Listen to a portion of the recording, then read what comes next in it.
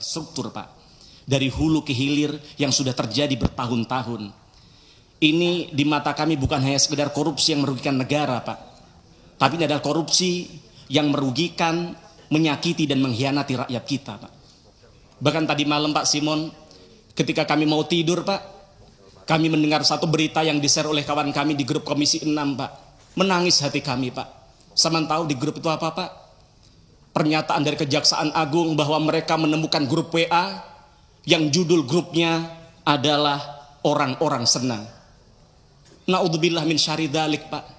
Jadi ternyata mereka melakukan selama ini dengan kesadaran, Pak.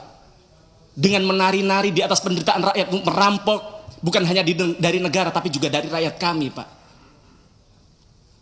Kemudian Pak Dirut, baru-baru ini Menteri SDM mengatakan akan membangun kilang minyak yang dibiayai oleh Danantara dengan biaya mencapai 500 triliun rupiah. Lah jadi selama ini Pertamina tidak punya kilang baru, Pak. Padahal ketika 2019 yang lalu kami duduk di sini, ketika di situ di tempat Bapak ada namanya Bu Nike, saat itu menyampaikan bahwa RDMP Balikpapan maksimal tahun itu akan selesai, tapi nyatanya ternyata kami baru tahu sampai tahun 2025 itu tidak tuntas juga, Pak. Sedangkan hari ini kebutuhan BBM kita 1,6 juta barel per hari. Padahal targetnya pada tahun 2025 ini sudah bisa memproduksi 2 juta barel, Pak. Artinya kita bukan lagi hanya impor, tapi kita surplus, kita bisa melakukan ekspor BBM. Tapi ternyata semua itu hanya mimpi dan ilusi, Pak. Karena maunya oknum-oknum Pertamina hanya impor dan impor saja, Pak. Jadi saya melihat bahwa sebenarnya Pertamina adalah bagian dari mafia migas, Pak. Karena ternyata mafia migas telah mempengaruhi Pertamina agar menunda-nunda pembangunan kilang, Pak. Di sisi lain juga ada kebobrokan dalam manajemen SDM di Pertamina. Mantan orang dalam Pertamina, mantan orang dalam Petral, entitas mafia yang sudah dibubarkan negara karena tempat sarangnya mafia di dalamnya, malah ternyata dirut Pertamina saat itu, salah satu orang Petral saat itu menjadi dirut Pertamina Patraniaga. Maka tidak heran, maka kemudian namanya Rifa bekerja sama dengan geng mafia melakukan perampokan yang begitu besar terhadap duit negara kalau itu betul terjadi begitu, Pak. Kemudian yang kedua, Pak, heboh Pertamax oplosan saya rasa tidak cukup dengan hanya meminta maaf lalu seolah-olah dosa-dosa Pertamina selesai, tidak. Lalu bagaimana dengan kerugian konsumen? Apa ada inisiatif dari Pertamina untuk memberikan mengganti kerugian mereka, Pak? Ingat, Pak, mereka beli BBM bukan untuk diminum, Pak, tapi untuk bekerja sehari-hari dari kantor ke rumahnya.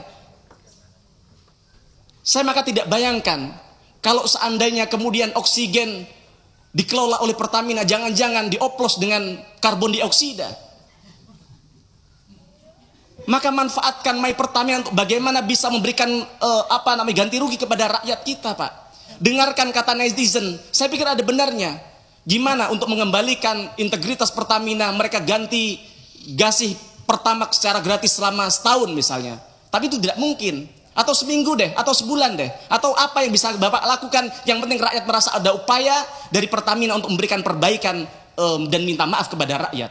Ingat, para founding father kita mendirikan Pertamina dengan tetes darah dan keringat. Bagaimana kemudian hari ini dihancurkan oleh internal Pertamina sendiri, yang ini harus dikembalikan oleh Bapak. Kemudian juga kalau kita bicara lingkungan hidup kita, hasil uji lab BBM Pertamina hasilnya di bawah standar, di bawah ketentuan Kementerian LHK. Kandungan sulfur Pertamax ternyata sama dengan Pertalite yang 500 ppm, Pak. Bayangkan, standar Euro 4 saja, RON 92 kandungan sulfurnya harusnya hanya 50 ppm. Belum lagi kalau kita lihat punya tetangga kita Shell hanya 10 ppm, Pak. Maka bobroknya Pertamina dari segala sisi ini, Pak. Dari SDM, teknologi, produk, dan sebagainya, ini sangat merugikan berbagai sektor. Maka reformasi inset outset adalah urgent dan wajib untuk segera dilakukan. Kemudian yang ketiga, Pak. Jika menilik betapa besarnya gaji yang diperoleh jajaran direksi Pertamina, lebih dari 1 miliar per bulan, setara dengan gaji dirut Coca-Cola, Pak. Bahkan kami cek setara dengan gaji CEO Google. yang merupakan perusahaan global dengan valuasi dan market yang memang mendunia. Bahkan itu kalau ditambah dengan tantiem, dividen, kemudian kompensasi finansial lainnya, maka THP yang diberikan kepada Direksi Pertamina 4 miliar per bulan, jauh lebih besar daripada gaji Presiden Republik Indonesia, bahkan jauh lebih besar dari gaji Presiden Amerika Serikat Donald Trump, Pak. Ini amat sangat terlalu luar biasa. Maka seharusnya dengan angka sefantastis itu, direksi wajib bisa memberikan pelayanan terbaik, wajib bisa menghadirkan BBM berkualitas, wajib bisa memberikan BBM yang terjangkau untuk semua lapisan masyarakat, bahkan bisa membuat profit yang impactful bagi negara harusnya. Tapi nyatanya apa? Malah merugikan negara dan melukai rakyat kita hari ini. Bahkan kalau kita lihat di laporan keuangan anak usaha Pertamina, yaitu Pertamina Patraniaga, kompensasi bagi manajemen kunci termasuk direksi dan komisaris mencapai 19,1 juta US dollar atau setara dengan 312 miliar. Bayangkan, duit sebanyak itu kalau dipakai untuk MBG misalnya, bisa memberikan makan kepada 31 juta anak kita, Pak. Atau kalau itu diberikan kepada para guru P3K, para CPNS kita yang diprank oleh negara hari ini, maka itu bisa mensejahterakan mereka sampai nunggu mereka menjadi PNS, Pak. Bukan bermaksud bagaimana, hanya mereminder, Pak. With great power comes great responsibility. Maka evaluasi manajemen beserta remunerasinya di BUMN ini sangat-sangat urgent untuk segera dilakukan. Kemudian yang keempat, Pak Dirut, karena itu saya mengusulkan kepada pimpinan DPR RI, kepada pimpinan Komisi 6, untuk bagaimana segera dibentuk panja BBM Pertamina. Karena jangan berhenti pada pion-pion yang sudah terjerumus ini, Pak. Jangan kemudian ini keluar dari mulut singa masuk ke kandang macan, Pak. Tetapi ini kesempatan untuk membersihkan Pertamina secara menyeluruh. Maka nanti kasihan juga kepada Danantara ketika mereka harus memikul beban berat, karena ternyata Pertamina sebagai BUMN terbesar ternyata boncos dan gembos, Pak. Maka melalui pansus BBM ini kita bisa panggil mantan direksi Pertamina Pak Ahok, yang beliau juga mengkonfirmasi bahwa kalau diundang di tempat ini beliau akan hadir. Kita akan undang mantan komisaris, begitu juga mantan dirut Pertamina Bu Nike, begitu juga mantan dirut-dirut di era ketika dulu Petral dibubarkan misalnya, Pak. Kita juga bisa memanggil produsen booster ron BBM. Jangan-jangan memang Pertamax adalah Pertalite yang diberikan booster. Maka di kesempatan ini juga saya membantah pernyataan PLT Dirut Pertamina Patraniaga ketika rapat dengan Komisi 12. Beliau menyatakan bahwa tidak ada aditif yang bisa menambah ron. Kenyataannya, Pak PLT, kenyataannya ketika Bapak buka Google, ketika Bapak buka e-commerce, banyak sekali perusahaan yang kredibel, yang menjual aditif, yang menjual booster, yang bahkan menjanjikan bisa menaikkan 5 poin. Misalnya dari ron 90 ke 95 yang jauh lebih besar dari Pertamax begitu. Maka saya sangat yakin, masih banyak mafia, koruptor, penjahat lain yang masih bercokol di Pertamina ini. Mereka tinggal menunggu giliran saja untuk duduk pada posisi strategis. Yang artinya Pertamina tidak akan pernah sehat, karena di dalam tubuhnya masih tersebar virus-virus yang dorman, sedang tidur dan menunggu time yang tepat untuk bangun, atau bahkan mereka bangun cuman belum ketahuan, Pak. Maka kami usulkan panja BBM Pertamina untuk segera dilakukan, untuk mengusut dari hulu ke hilir, Pak, untuk melihat siapa saja yang terlibat dalam proses pengoplosan ini, Pak. Maka Bapak harus belajar dari Presiden Georgia. Bagaimana Georgia, Pak, saat itu adalah negara dengan polisi lalu lintas terkorup di dunia. Bagaimana kemudian dengan keberaniannya pemimpin Georgia mengambil satu sikap dalam semalam mereka memecat hampir seluruh polisi lalu lintasnya yang korup. Dunia kaget. Bahkan rakyatnya sendiri takut, Pak. Takut apa? Takut kemudian ada instabilitas keamanan karena tidak ada polisi lalu lintas lagi. Tapi jangan tahu hari ini Georgia menjadi salah satu negara yang sukses dalam memberantas korupsi. Yang ini harus Bapak lakukan, Pak. Mohon maaf, mohon izin tanpa mengurangi rasa hormat saya kepada Bapak. Di samping Bapak, Pak Alfian, beliau mantan dirut Pertamina Patraniaga. Bapak percaya beliau tidak terlibat? Saya juga tidak percaya.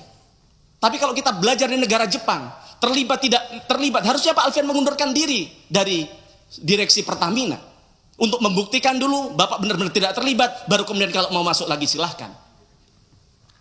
Kemudian, Pak, untuk menyelamatkan nama besar dan bertahap mengembalikan kepercayaan publik, setidaknya saya mengusulkan 2 hal, Pak. Yang pertama, Pak Dirut, Saya mengapresiasi Anda ketika konferensi pers menyatakan permintaan maaf atas kejadian Pertamax oplosan. Tapi saya kira itu tidak cukup, Pak. Belum menunjukkan ketulusan hati Pertamina. Ini masih sekedar lip service semata, Pak. Jika memang Pertamina benar-benar minta maaf, maka harus melakukan taubatan nasuha. Harus menunjukkan bagaimana seluruh insan Pertamina itu tidak hanya meminta maaf secara lisan, tapi juga dari gestur, dari perbuatan, dan dari pelayanan yang dilakukan. Tidak cukup pula hanya mengganteng si bocil anaknya Deddy Corbuzier, Pak. Yang ini justru melecehkan, meremehkan, dan melukai hati rakyat. Juga tidak perlu mengendorse namanya Fitra Eri. Yang untung namanya Fitra Eri punya integritas. Karena dia tidak yakin ini tidak benar-benar terjadi, maka dia tidak mau melakukan. Tidak perlu juga bayar-bayar buzzer, Pak. Daripada anggaran Pertamina untuk bayar buzzer, untuk mengendorse anaknya Deddy Corbuzier, lebih baik uangnya untuk mengembalikan kerugian rakyat yang sudah mereka alami, Pak. Saya melihat perilaku insan Pertamina pasca dirut minta maaf ya sama saja. Contohnya, itu Bukorsek Pertamina Patraniaga.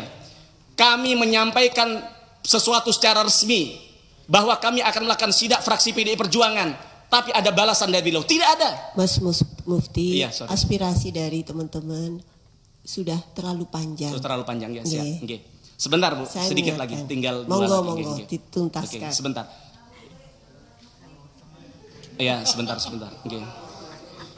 Sampai mana tadi? Nah, jadi maksud kami ada, Pak. Harus ada permintaan maaf secara konkret kepada masyarakat. Yang kedua, Pak. Tadi Bapak sampaikan bahwa Ramadan sudah dekat, mudik Lebaran sudah dekat, begitu. Maka harapan kami Pertalite jumlah stoknya harus ditambah, karena kita tidak tahu apakah masyarakat kepercayaan terhadap Pertamax sudah pulih.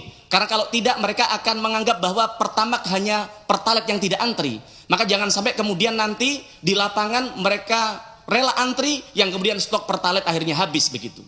Kemudian selanjutnya, Pak, saya minta komitmen dari Pak Dirut, berani dan mau tidak untuk input semua pengadaan di e-katalog LKPP, Pak. Karena kalau tidak, ya seperti kata saya tadi, ini hanya keluar dari mulut macan masuk ke kandang buaya. Itu saja, mohon maaf, Pak. Ini bukan soal panjang dan lebar, tapi ini adalah soal nuansa kebatinan rakyat yang harus kami sampaikan di tempat ini. Matur nuwun. Assalamualaikum warahmatullahi wabarakatuh. Waalaikumsalam warahmatullahi wabarakatuh. Semua poin